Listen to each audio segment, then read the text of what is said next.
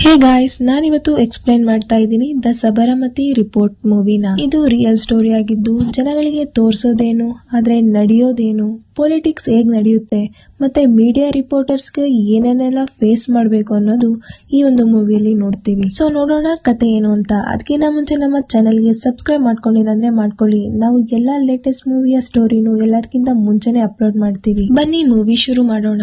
Movie ಶುರು ಆಗುತ್ತೆ 2002ರ Sabarmati express ಅಲ್ಲಿ. ಸಬರಮತಿ ಎಕ್ಸ್ಪ್ರೆಸ್ ಟ್ರೈನ್ ಅಯೋಧ್ಯೆಯಿಂದ ಅಹಮದಾಬಾದ್ಗೆ ಟ್ರಾವೆಲ್ ಮಾಡ್ತಾ ಇರುತ್ತೆ. ಅಹಮದಾಬಾದ್ಗೆ ತಲುಪೋಕು ಮುಂಚೆ ಗುಜರಾತ್ ನ ಗೋಧ್ರಾ ಅಲ್ಲಿ ಒಂದು ದುರ್ಘಟನೆ ನಡೆದ್ಬಿಡುತ್ತೆ. ಏನಪ್ಪಾ ಅಂದ್ರೆ ಟ್ರೈನ್ ನ 2 ಬೋಗಿಗಳಿಗೆ ಬೆಂಕಿ ಹತ್ತಿರುತ್ತೆ. ಅದರಿಂದ ಸುಮಾರಷ್ಟು ಜನರ ಸಾವು ಸಂಭವಿಸುತ್ತೆ. ಈ ಒಂದು ಸುದ್ದಿ ಎಲ್ಲಾ ಕಡೆ ಹಬ್ಬಿದ ನಂತರ ಎಲ್ಲಾ ನ್ಯೂಸ್ ಚಾನೆಲ್ಸ್ ಅವರು ಬಂದು ತಮ್ಮ ರಿಪೋರ್ಟ್ಸ್ ನ ರೆಡಿ ಮಾಡ್ತಾರೆ. ಈ ಒಂದು ಮೂವಿಯಲ್ಲಿ EVT ಹೆಸರಿನ ಒಂದು ದೊಡ್ಡ ನ್ಯೂಸ್ ಚಾನೆಲ್ ನ ತೋರಿಸಿದ್ದಾರೆ. ಅದು ತುಂಬಾ ಪಾಪ್ಯುಲರ್ ನ್ಯೂಸ್ ಚಾನೆಲ್. ಮುಂದೆ ನಮ್ಗೆ ಸಮರ್ ನ ತೋರಿಸ್ತಾರೆ.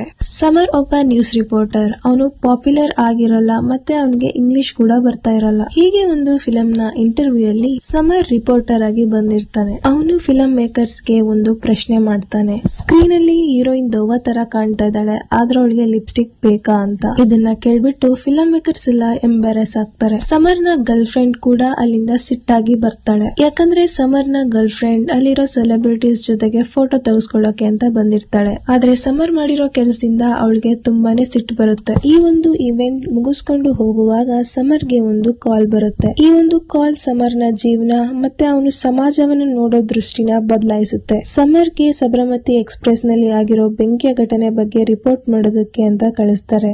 ಜೊತೆಗೆ EVT ನ್ಯೂಸ್ ಚಾನೆಲ್ ನ ಸೀನಿಯರ್ ಜರ್ನಲಿಸ್ಟ್ ಮನಿಕಾ ರಾಜ್ ಪುರೋಹಿತ್ ಕೂಡ ಜೊತೆಗೆ ಹೋಗ್ತಾಳೆ. ಮನಿಕಾ ತುಂಬಾನೇ ಫೇಮಸ್ ನ್ಯೂಸ್ ಆಂಕರ್. ಅವಳು ಮೀಡಿಯಾದಲ್ಲೇ ತುಂಬಾನೇ ಹವಾ ಇಟ್ಟಿರ್ತಾಳೆ. ಸೊ ಸಮರ್ ಮನಿಕಾನ ಫಸ್ಟ್ ಟೈಮ್ ಫ್ಲೈಟ್ ಅಲ್ಲಿ ಮೀಟ್ ಮಾಡ್ತಾನೆ. ಅವನು ಅವಳನ್ನ ಐಡಲ್ ತರ ನೋಡ್ತಾ ಇರ್ತಾನೆ. ಅವರಿಬ್ಬರ ಮಧ್ಯೆ ತುಂಬಾನೇ ಮಾತುಕತೆ ನಡೆಯುತ್ತೆ.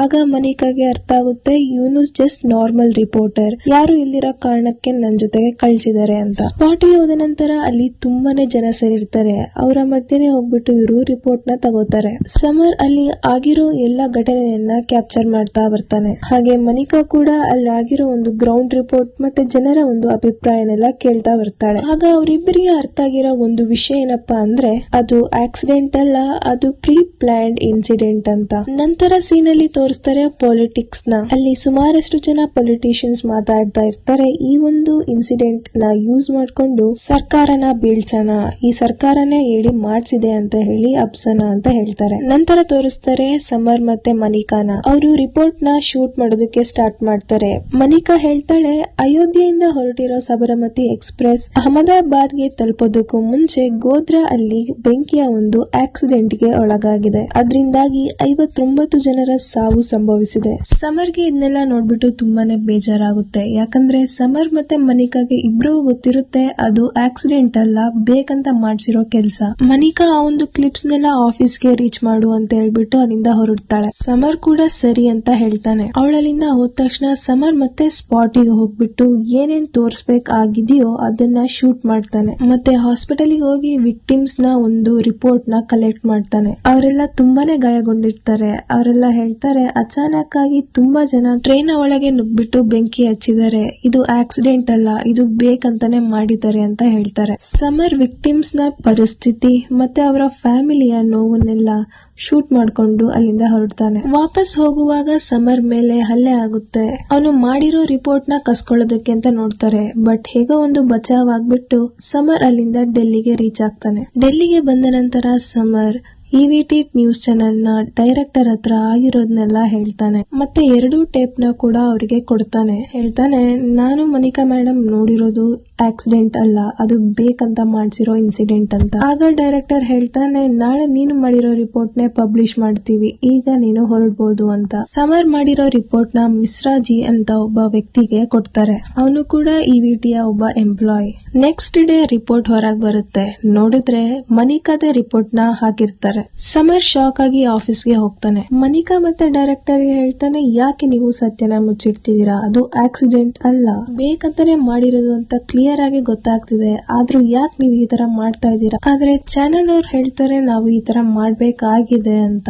ಸಮರ್ ಹೇಳ್ತಾನೆ, ನೀವು ಬರೀ ನಿಮ್ಮ ಚಾನೆಲ್ ನೋಡ್ಕೋತಾ ಇದ್ದೀರಾ, ಆದ್ರೆ ಜನಗಳಿಗಾಗಿರೋ ಅನ್ಯಾಯನ ನೋಡ್ತಾ ಇಲ್ಲ. ಆಗ ಚಾನೆಲ್ ಅವರಿಗೆ ಸಿಟ್ಟು ಬಂದು ಅವನ್ನ ಜಾಬ್ ಇಂದ ತೆಗ್ದಾಕ್ತಾರೆ. ಹೋಗುವಾಗ ಸಮರ್ ಹೇಳ್ತಾನೆ, ಸಬರಮತಿಯ ಒಂದು ಸತ್ಯ ಹೊರಗ್ ಬಂದೇ ಬರುತ್ತೆ. ಆದ್ರೆ ಆ ಒಂದು ಮೂಮೆಂಟ್ ಅಲ್ಲಿ ಮನಿಕಾ ಮಾಡಿರೋ ರಿಪೋರ್ಟ್ ಹೊರಗ್ ಬಂದಿತ್ತು.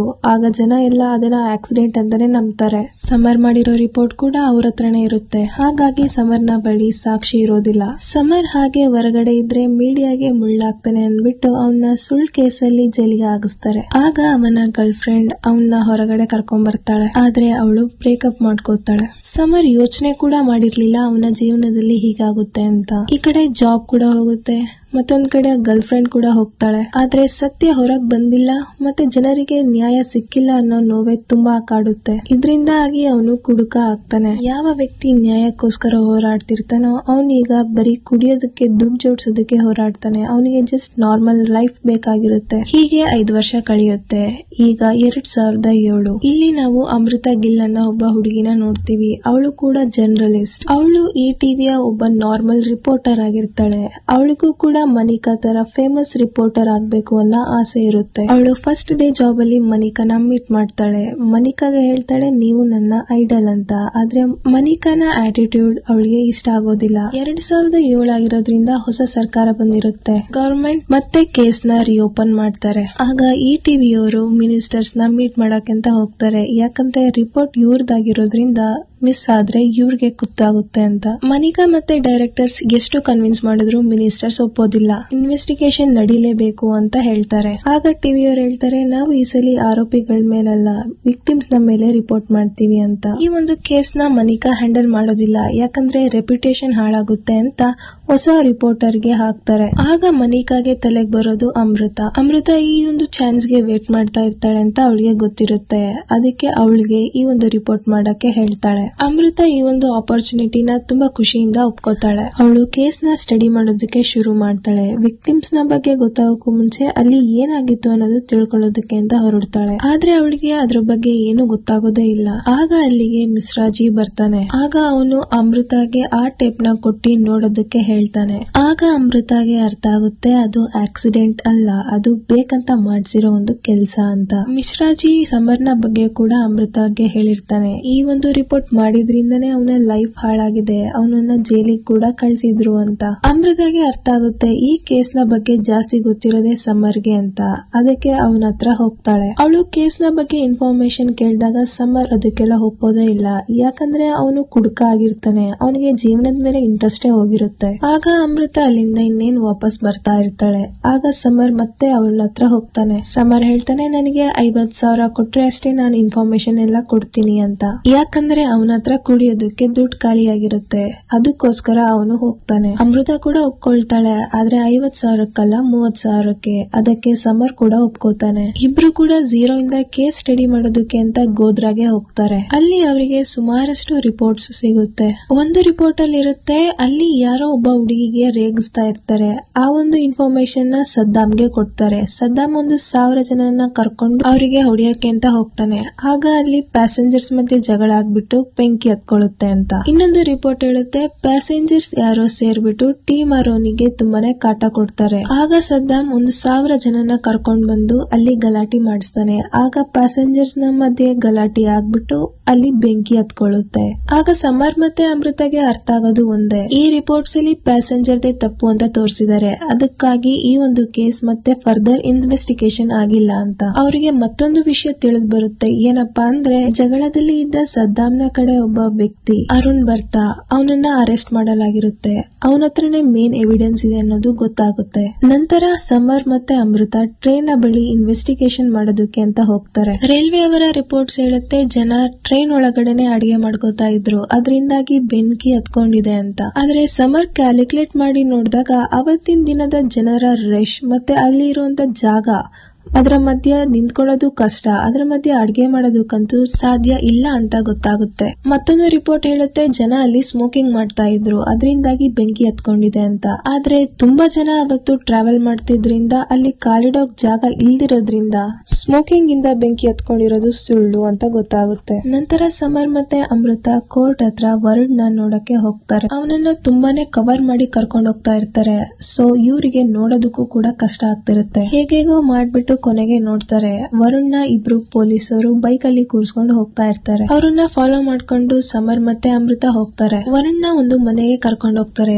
ಅಲ್ಲಿ ಅವನನ್ನ ನೋಡ್ಕೊಳ್ಳೋದಕ್ಕೂ ಕೂಡ ಪೊಲೀಸವ್ರನ್ನ ಬಿಟ್ಟು ಹೋಗಿರ್ತಾರೆ. ಇದರಿಂದಾಗಿ ಅಮೃತ ಮತ್ತೆ ಸಮರ್ಗೆ ಒಳಗಡೆ ಹೋಗೋದಕ್ಕೆ ಕಷ್ಟ ಆಗುತ್ತೆ. ಅದಕ್ಕೆ ಅವರು ಒಂದು ಐಡಿಯಾ ಮಾಡ್ತಾರೆ. ಇಬ್ರು ಹೈಯರ್ ಪೊಲೀಸ್ ಆಫೀಸರ್ಸ್ ತರ ಬಟ್ಟೆ ಹಾಕೊಂಡು ಮತ್ತೆ ಪೊಲೀಸ್ ಜೀಪ್ ಅಲ್ಲಿ ಒಳಗಡೆ ಹೋಗ್ತಾರೆ. ಅವರಿಬ್ರು ಹೈಯರ್ ಆಫೀಸರ್ಸ್ ತರ ಹೋಗಿದ್ರಿಂದ ವರುಣ್ ಅವ್ರು ಕೇಳೋ ಪ್ರಶ್ನೆಗೆಲ್ಲ ಉತ್ತರ ಮಾಡ್ಬೇಕಾಗುತ್ತೆ. ಅವನು ಹೇಳ್ತಾನೆ, ನಾನು ಎಲ್ಲೋ ಕೆಲಸ ಮಾಡ್ತಿದ್ದೆ, ಆಗ ಸದ್ದಾಂ ಬಾಯ್ ಕರೆದ್ರು, ನಾನು ಅದಕ್ಕೆ ಬಂದೆ. ಇದು ಆಕ್ಸಿಡೆಂಟ್ ಅಲ್ಲ, ಇದು ಬೇಕಂತಾನೆ ಮಾಡಿರೋ ಕೆಲಸ. ನಮ್ಮನ್ನೆಲ್ಲ ಅಂದ್ರೆ 1000 ಜನನ ಒಂದಿನ ಮುಂಚೆನೆ ಕಟ್ಟ ಹಾಕಿದ್ರು. ಮತ್ತೆ 20 ಲೀಟರ್ ಪೆಟ್ರೋಲ್ ಕೂಡ ರೆಡಿ ಇತ್ತು. ಗೋಧ್ರಾ ಅಲ್ಲಿ ಟ್ರೈನ್ 5 ನಿಮಿಷಕ್ಕೆ ನಿಂತಾಗ ನಮ್ಗೆ ಅಟ್ಯಾಕ್ ಮಾಡಕ್ಕೆ ಹೇಳಿದ್ರು. ಅದು ಕೂಡ S6 ಬೋಗಿಗೆ. ಫಸ್ಟ್ ಕಲ್ನ ತೂರಾಡಿದ್ವಿ, ನಂತರ ಪೆಟ್ರೋಲ್ ಹಾಕಿ ಸುಟ್ಬಿಟ್ವಿ. ಈ ತರ ಆಗಿತ್ತು ಅಂತ ಹೇಳ್ತಾನೆ. ಆದ್ರೆ ಇದ್ರೆಲ್ಲರ ಹಿಂದೆ ಅಂದ್ರೆ ಸದ್ದಾಂನ ಹಿಂದೆ ಇದ್ದಿದ್ದು ಯಾರು ಅನ್ನೋದು ಅವರಿಗೆ ಗೊತ್ತಾಗೋದಿಲ್ಲ. ಅವರು ಇದನ್ನೆಲ್ಲ ರಿಪೋರ್ಟ್ ಮಾಡ್ಕೊಂಡು ಅಲ್ಲಿಂದ ಹೊರಡ್ತಾ ಇರ್ತಾರೆ. ಆಗ ಅವರ ಮೇಲೆ ಅಟ್ಯಾಕ್ ಆಗುತ್ತೆ. ಆಗ ಅಮೃತ ಕೈಲಿರೋ ಒಂದು ಸಾಕ್ಷಿಗಳನ್ನೆಲ್ಲ ಕಸ್ಕೊಂಡು ಹೋಗ್ಬಿಡ್ತಾರೆ. ನೆಕ್ಸ್ಟ್ ಡೇ ಅವ್ರಿಗೆ ಹುಡುಕ್ದಾಗ ಗೊತ್ತಾಗುತ್ತೆ ಇದ್ರೆಲ್ಲರ ಹಿಂದೆ ಇದ್ದಿದ್ದ ವ್ಯಕ್ತಿ ಯಾರಪ್ಪ ಅಂದ್ರೆ ಹಬೀಬ್ ಖಾದ್ರಿ. ಅವನೇ ಈ ಒಂದು ಕೃತ್ಯದ ಹಿಂದೆ ಇದ್ದ ವ್ಯಕ್ತಿ. ಸ್ವಲ್ಪ ದಿನಗಳ ನಂತರ ನೋಡ್ತೀವಿ ಸಮರ್ನ ಮೇಲೆ ಇಲ್ಲದ ಸಲ್ಲದ ಆರೋಪಗಳು, ಕೇಸ್ಗಳು ಫೈಲ್ ಆಗ್ಬಿಡಿರುತ್ತೆ. ಅವನು ಕೋರ್ಟ್ ಅಲ್ಲಿ ಜಡ್ಜ್ಗೆ ಎಲ್ಲಾನು ಕೂಡ ಹೇಳ್ತಾನೆ. ಆದ್ರೆ ಅವನ ಹತ್ರ ಸಾಕ್ಷಿ ಇಲ್ಲದ ಕಾರಣ ಅದನ್ನ ಒಪ್ಕೊಳ್ಳೋದಕ್ಕೆ ಆಗೋದಿಲ್ಲ. ಆದ್ರೆ ಜಡ್ಜ್ಗೆ ಈ ಒಂದು ಸತ್ಯ ಹೊರಗ್ ಬರ್ಬೇಕಾಗಿರುತ್ತೆ. ಅದಕ್ಕಾಗಿ ಅವರು ಒಂದು ಸ್ಪೆಷಲ್ ಟೀಮ್ ನ ಈ ಒಂದು ಇನ್ವೆಸ್ಟಿಗೇಷನ್ ಗೆ ರೆಡಿ ಮಾಡ್ತಾರೆ. ನಂತರ ಕೇಸ್ 2017 ಹೋಗುತ್ತೆ. ಆದ್ರೆ ಯಾವುದೇ ತೀರ್ಮಾನಕ್ಕೆ ಬಂದಿರೋದಿಲ್ಲ. ಸಮರ್ ನ್ಯಾಷನಲ್ ಟಿವಿಯಲ್ಲಿ ಆಂಕರ್ ಆಗಿ ವರ್ಕ್ ಮಾಡ್ತಾ ಇರ್ತಾನೆ. ಅಮೃತನ್ನು ಕೂಡ EVT ಇಂದ ಹೊರಗ್ ಹಾಕಿರ್ತಾರೆ. ಅದಕ್ಕೆ ಅವಳು ಕೂಡ ನ್ಯಾಷನಲ್ ಟಿವಿಯಲ್ಲಿ ವರ್ಕ್ ಮಾಡ್ತಾ ಇರ್ತಾಳೆ ಸಮರ್ನ ಜೊತೆ. ಅವತ್ತಿನ ದಿನ ತುಂಬಾನೇ ದೊಡ್ಡದಾಗಿರುತ್ತೆ. ಯಾಕಂದ್ರೆ ಸಮರ್ ತನ್ನ ರಿಪೋರ್ಟ್ ನ ನ್ಯಾಷನಲ್ ಟಿವಿಯಲ್ಲಿ ಜನರ ಮುಂದೆ ಇಡೋದಕ್ಕೆ ಅಂತ ಹೊರಟಿರ್ತಾನೆ. ರಿಪೋರ್ಟ್ ಅಲ್ಲಿ ಆಗಿರೋ ನೈಜ ಘಟನೆ ಸತ್ಯವನ್ನು ಎಲ್ಲ ಕೂಡ ಬಯಲು ಮಾಡ್ತಾನೆ. ಮತ್ತೆ 59 ಜನರ ಸಾವಿನ ಶ್ರದ್ಧಾಂಜಲಿ ಕೂಡ ತಲುಪಿಸ್ತಾನೆ. ಇದರ ಜೊತೆ ಮೂವಿ ಕೂಡ ಎಂಡ್ ಆಗುತ್ತೆ. ಸೊ ನೋಡಿದ್ರಲ್ಲ, ಇದೇ ದ ಸಬರಮತಿ ರಿಪೋರ್ಟ್ ಮೂವಿಯ ಪೂರ್ತಿ ಸ್ಟೋರಿ. ಹೇಗಿತ್ತು ಕಮೆಂಟ್ ಮಾಡಿ. ವಿಡಿಯೋ ಇಷ್ಟ ಆದ್ರೆ ಲೈಕ್, ಶೇರ್ ಮತ್ತೆ ಸಬ್ಸ್ಕ್ರೈಬ್ ಮಾಡೋದು ಮಾತ್ರ ಮರಿಬೇಡಿ. ನಾವು ನಿಮಗೆ ಸಿಗ್ತೀವಿ ಯಾವ್ದಾದ್ರು ಬೇರೆ ವಿಡಿಯೋ, ಯಾವ್ದಾದ್ರು ಬೇರೆ ಟಾಪಿಕ್ ನ ಜೊತೆ. Till then take care, bye ಬಾಯ್.